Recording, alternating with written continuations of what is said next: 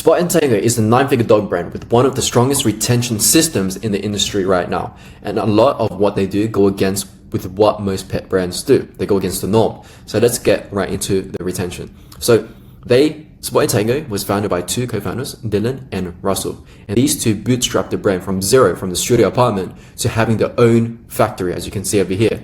And they're able to do all of this within 7 years. From 0 to 9 figures in 7 years. And in 2025, they were able to generate more than $100 million, and year-over-year growth is 50%. So they're very profitable. Now, what they do is they only focus on D2C, subscription only core. So they're profitable and they have zero retail distribution. The reason why they're so focused on D2C is because they want to have direct communication to the customers and also have a fully personalized experience through the website. Right? And I'll take a look, I'll guide you through the survey that they have over here. And if you take a look at the website, they are pushing heavily on the quiz. As you can see, there's many CTA buttons.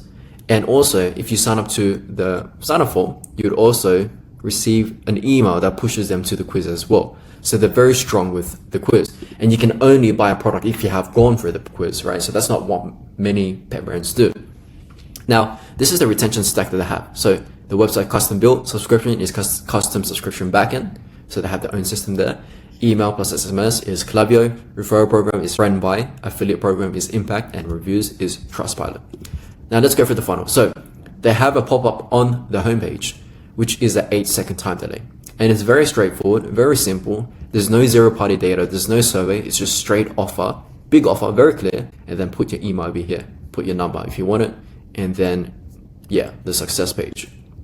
Very simple, right? And the reason why they want to make it simple is because they want to get as many people in the door as much as possible. And if you add just one question, it's not enough information, right? They want people to go for the entire survey, the long survey, not just one question. So let's go through the welcome flow. So for the welcome flow with the email and SMS, it's extremely aggressive. So for the SMS, as you can see, they send an SMS every 1 to 2 days, and they send 8 in total. Now, most brands, they would add like 1 to 2 SMS in the welcome flow. So what they're doing already is against the norm. And let's go through SMS first before we go through the email. So it's very concise, very clear. They're very direct with the offer for the first one. The second one, they provide you options of the different choices you can make. So they have unkibble and fresh. Next one is about price reframing. So starting at only $1 a meal. So they're making it seem cheap. This one's talking about the dream outcome of using the product. This is highlighting a specific product, so it's unkibble. This one is social proof. This one is urgency, and they add more urgency. So it's very aggressive. And at the same time, if you sign up for both, which if you want to sign up for SMS, you have to sign up for email, right? You would also receive emails essentially on the same days. Now with the emails, they do daily send, so they have 7 in total. And as you can see, there's a common theme if you look at it. So they have a discount banner in almost every email.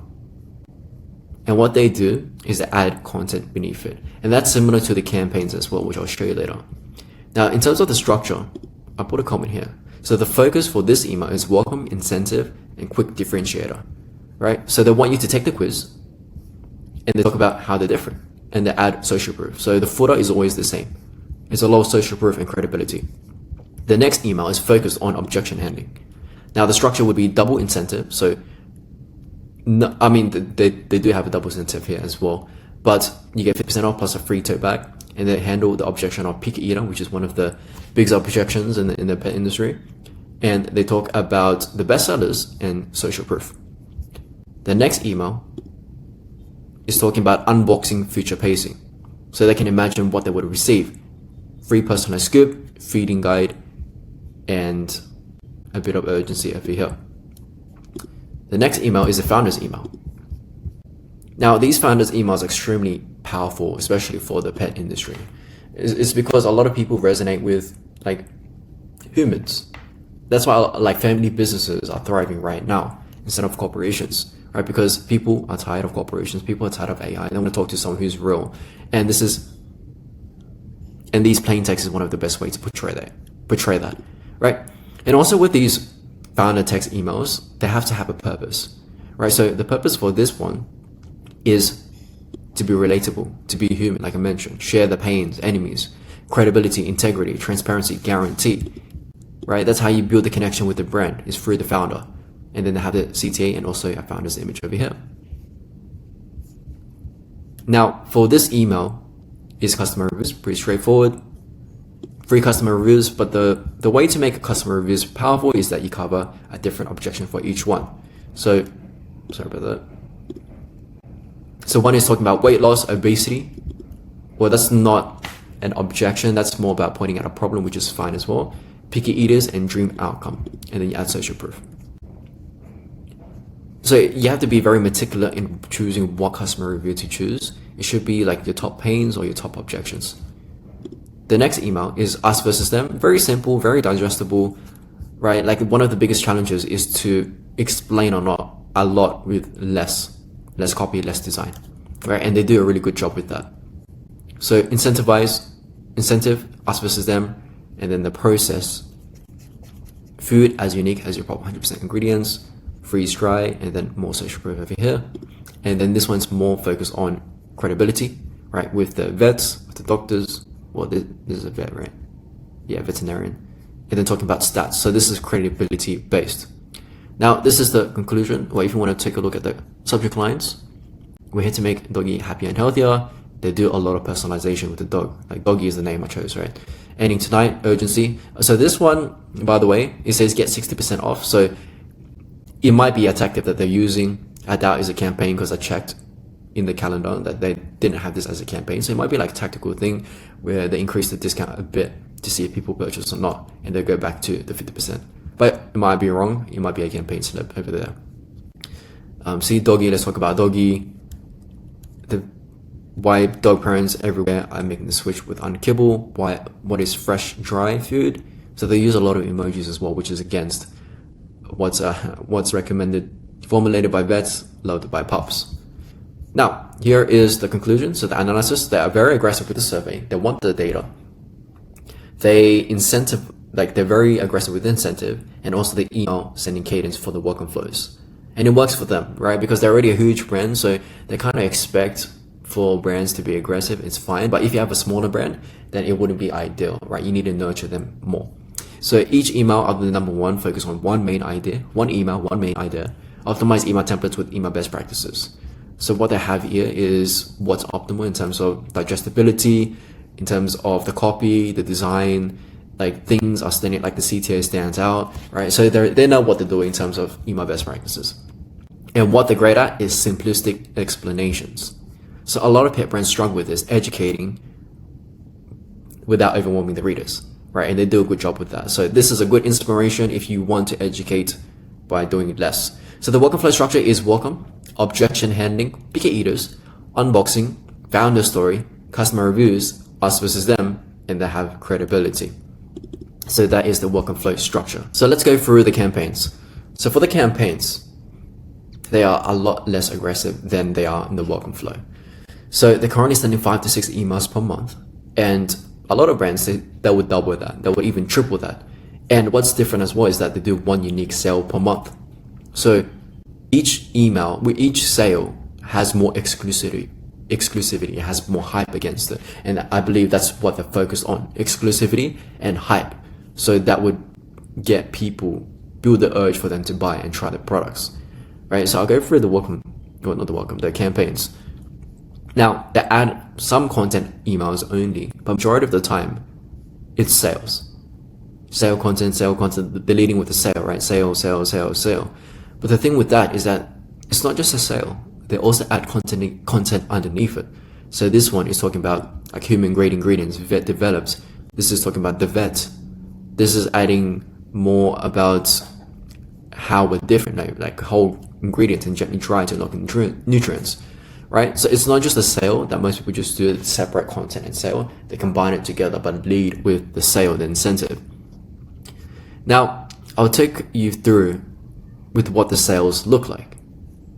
Now, for May, they do 50% off plus a free tote. For April, it's 50% off plus a free toy. Well, they also have 60% off plus a free toy. So they upped it up. I would assume for the ending of the month. Yeah, like you can see there's urgency here. So they would increase the incentive there to make it even more like a no-brainer deal, right? So March, 50% off plus a free puzzle. So you kind of see the pattern here, is that they do 50% off, 60%, whatever percent off, plus something free. So I got 60% off unkibble plus free pop gum. So there's always something new, because people love freebies. That's the thing. Look at over here as well. Unkibble plus a free fire collar. Yep, so that is the campaigns. So in summary, not aggressive, but the focus on exclusivity and hype that make each sale unique. Now they do have a referral program, get $50 off for every friend you refer. So the friends get 70% off the first order and they will get $50. They use this referral link and they use the platform called FriendBuy. I won't go deep into these affiliate program, so you can take a look, join free, spread the word, start earning. You can take a look on how they structure it, how they try to, or take a look at the copy and how they try to present the offer. And now I want to take a look through the survey. So the survey is what they're focused on the most, right? They want the data. Now, a lot of people think adding a lot of steps to the survey would reduce conversions, right? Because the more steps, the more effort it takes, the more overwhelming it is, most people would just give up. Well, it's not the case for them. So they tested this. So when they added 10 more questions, what happened was that conversions doubled. Cost of acquisition cut in half. Retention almost doubled, right? So it did the opposite of what people recommend. And I wouldn't say this works for all industries, but the reason why it works for the dog industry, dog niche, is because it adds another value proposition to the product, right? A lot of pet owners, well, most pet owners treat the dogs like children, and they're very careful about what the product they want to choose. And it can be overwhelming because there's so many different options out there. And if you add a survey, you could reduce the amount of options for them, and it gives them more confidence in what they're buying, that they made the right choice for the pup. So let's go through the survey. How many dogs do you have? This is talking about multi-house dogs, households. What's the dog's name? Where do they live? Let's talk about dog. Is it a boy or girl? Neutered? What breed is it? When is the birthday? So all these points, they store and they can use it in the future. For example, the birthday flow. How would you describe doggy's body type? They personalize the products based on this data. How much does doggy weigh? What is doggy's lifestyle like? Does doggy have any special health condition? Doggy is just a made up name. These are the options. Save the profile, enter your email. And what kind of food would you like? So they have two options, unkibble and fresh.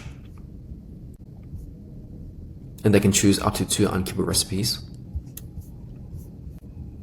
And here is a personalized plan, right? So this whole page is personalized to them. Like doggy is 2 years old, just right body type, active lifestyle. So this is custom made, custom website. Yep, and it shows the product they recommend, add social proof, talk about why it's beneficial to them, and it's a 2-week trial with 20% off. And then after that, they would offer upsells, right? Bites, chicken bites, more upsells with the supplements, and then you go to the product page. 2-week trial, reboot every 4 weeks. Yep, so this is the main goal. They try to get people through the survey, get the data, and based on the data, they can build like certain flows for it. And for example, with the birthday flow or whatever the product they're interested in, then they will recommend similar products to that to cross-sell, right? So that is a part of the retention system. Of course, there's a lot more you can get into, but with just this, you can understand how they approach the retention system, right? It's very powerful, very different from what most people do. So yeah, I hope you learned something over here. And if you want to continue to learn more about retention for pet brands specifically, then just subscribe, because I'll be breaking down these big brands on a weekly basis, right?